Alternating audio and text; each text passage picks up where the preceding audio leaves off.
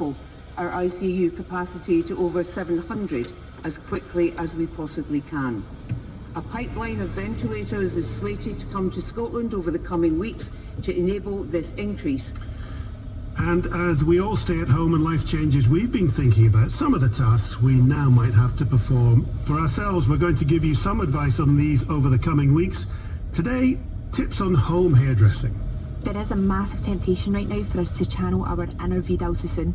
So the question is, should we, could we, and would we regret it if we did? That was our shave. You really don't want to miss that.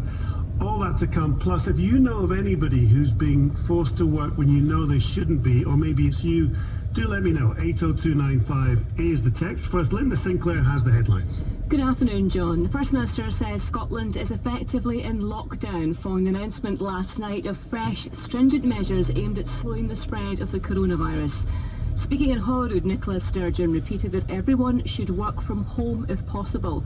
She said construction sites in Scotland have been told to close unless they're working on vital projects such as hospital buildings. Ms Sturgeon added that shops should only remain open if they provide essential supplies such as food or medicine. And she said that manufacturers should only keep going if they're helping the fight against the virus directly. This was the message from the First Minister. We've been asked specifically about construction sites in Scotland, and our advice right now on the basis of that precautionary principle is that we would expect them to be closed unless the building that is being worked on is essential, such as a hospital. The house builder Taylor Wimpey has announced it's closed its construction sites, show homes and sale sites because of the current restrictions.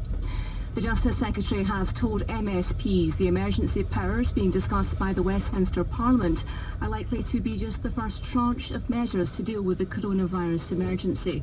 Humza Yousaf said he hoped the powers, which will include the ability of police to detain those believed to be in breach of government advice not to gather in groups, would not have to be used.